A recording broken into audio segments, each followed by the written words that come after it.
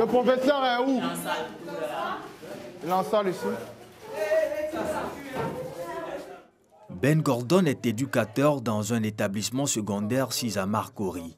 Entre la gestion des problèmes des élèves, la réception des parents et le suivi du programme académique, Ben a décidé de se lancer en août 2020 dans une autre activité, la livraison d'articles. J'ai pris des renseignements, je me suis acheté des motos, tout ça, j'ai constitué une équipe et puis on a commencé à travailler. Donc en même temps, je travaille ici et en même temps, je suis là-bas. Aujourd'hui, après quelques mois d'activité, sa structure qui exerce dans l'informel dispose de 2 mobylettes avec lesquelles ses livreurs transportent quotidiennement les articles et marchandises des clients. Allô? Oui, allô, Bonjour madame. Alors vous avez commandé avec nous 2 savons. Voilà, alors je vous appelle juste pour vous dire que le livreur il va vous appeler au cours de la journée si vous n'avez pas d'impératif afin que vous soyez livré.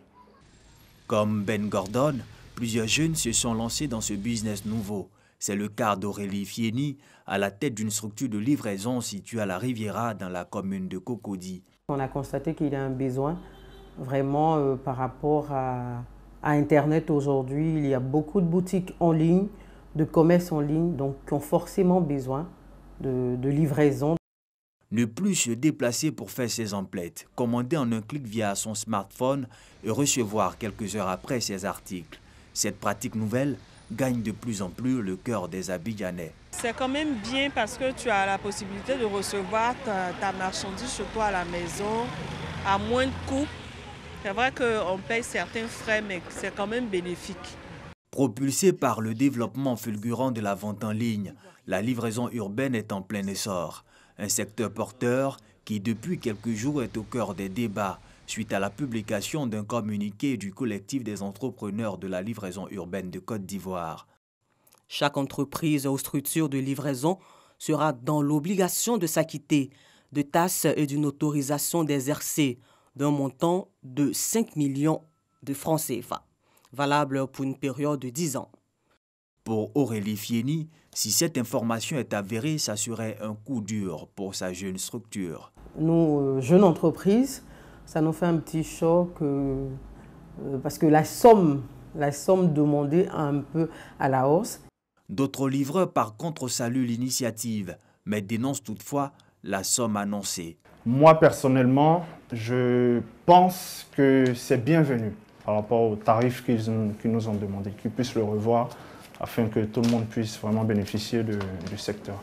Face à la vague d'interprétation de ces nouvelles dispositions et les interrogations sur la légitimité de l'intervention de la RTCI dans ce secteur, la Direction générale de la dite structure publie un communiqué le mercredi 13 janvier.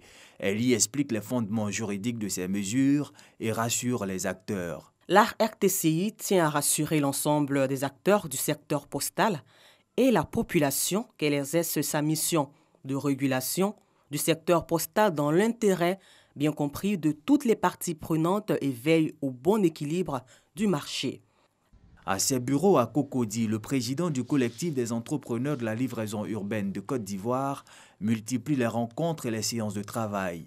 Pour lui, l'intérêt du gouvernement pour le secteur est à saluer. Cependant, le montant est à revoir. Si l'État se saisit du secteur, nous disons que c'est pour notre bien. Seulement, le montant qui a été fixé de 5 millions date de 2018. Et si ce montant date de 2018, c'est-à-dire la réalité n'a pas été prise en compte. Richemont Hano en appelle à des négociations plus inclusives. Le plus important n'est pas de fixer déjà le montant, mais de comprendre le secteur et comprendre les acteurs du secteur.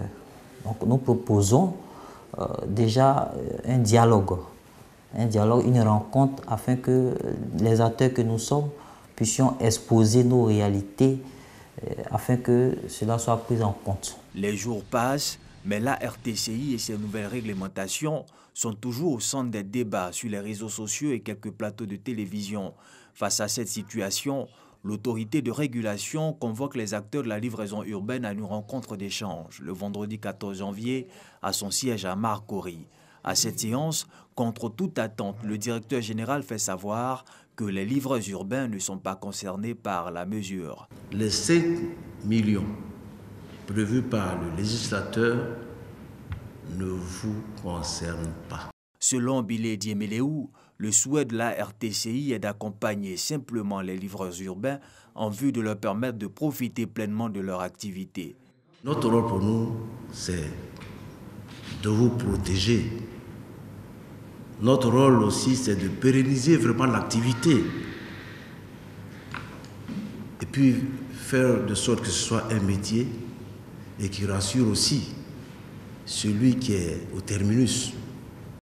Au lendemain de cette rencontre, nous retrouvons Arnaud Richemont, président du collectif dans ses locaux. Pour le jeune livreur, si cette information donnée la veille par le régulateur est une satisfaction, il reconnaît cependant que le secteur a besoin d'être organisé. Celui-ci et les groupements et associations rattachés se félicitent de l'éclaircie qu'a apporté le directeur général concernant les 5 millions. Nous espérons que l'organisation qui est prônée par le directeur général de la RTCI puisse être mise en œuvre avec notre participation. En attendant cette réglementation appropriée pour leur permettre d'exercer dans la légalité avec professionnalisme, les livreurs urbains sillonnent toujours les rues de la capitale économique, transportant les articles et marchandises des usagers.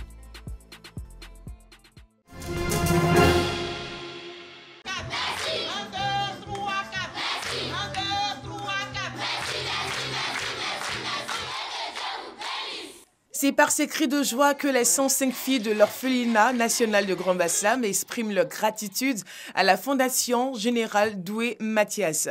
111 ardoises numériques, des centaines de cache-nez, des vivres et non-vivres, c'est le don fait par cette fondation. Pour l'initiateur de cette action, l'objectif est d'apporter assistance aux plus faibles. Aider les personnes qui sont dans le besoin. Nous en avons beaucoup ici. Il y a les orphelins, nous avons connu une guerre où beaucoup ont perdu leurs parents. Il y en a qui ont besoin de parents et nous nous constituons comme parents qui venons en aide. Présent à cette cérémonie, le représentant du premier magistrat de la commune de Grand-Bassam a apporté son soutien à cette initiative. Geste fortement apprécié par la responsable de l'orphelinat.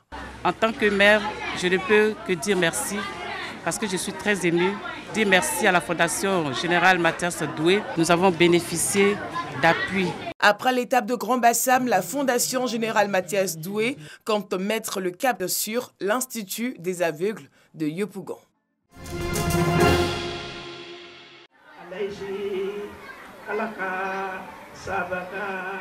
Nialé Kamara, 76 ans, fait une démonstration de lecture du Noble Coran.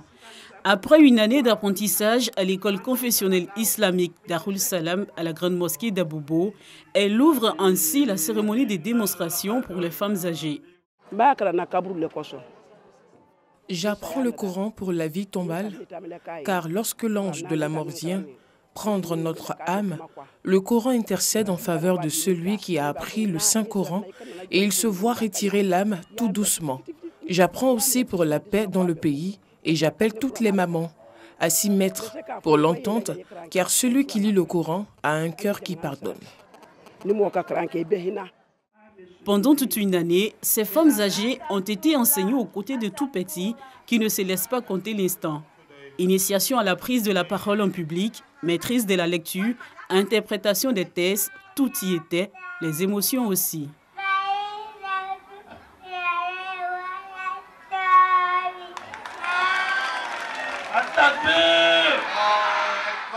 Avec 3 ans, je suis en Coran. Je veux dire aux autres, regarde bien travailler quoi. J'ai récité Souratul Buruj. Je peux dire aux filles, j'ai étudié les Coran. Coran, c'est tellement bon. Cette cérémonie est une initiative de la communauté musulmane tidjanite à Loulbaït. Pour les organisateurs, c'est un pari réussi. Généralement, nos mamans sont beaucoup occupées à la maison et par les services aussi. Donc, ils n'ont pas le temps d'apprendre leur religion. Et aujourd'hui, nous sommes très heureux. Le peu de connaissances que nous avons eues, on a pu donner ça à nos mamans, on a pu donner ça à nos enfants. Ça a été une formation de quelques années. Maintenant, il y a 1 an que la formation a été accélérée. Donc aujourd'hui, nous ne pouvons que dire Alhamdulillahi Rabbil Alamin. Parce qu'une communauté sans le savoir n'a pas d'avenir. Donc il faut former les enfants, il faut aussi orienter les mamans parce que quand on a la connaissance de sa chose, on aime plus, on est plus dévoué, on est plus engagé. Pendant une demi-journée, les femmes âgées de l'école confessionnelle islamique Darul Salam d'Abobo ont fait montre de leurs acquis à travers diverses activités. Le but est de montrer qu'on peut apprendre sa religion à tous les âges.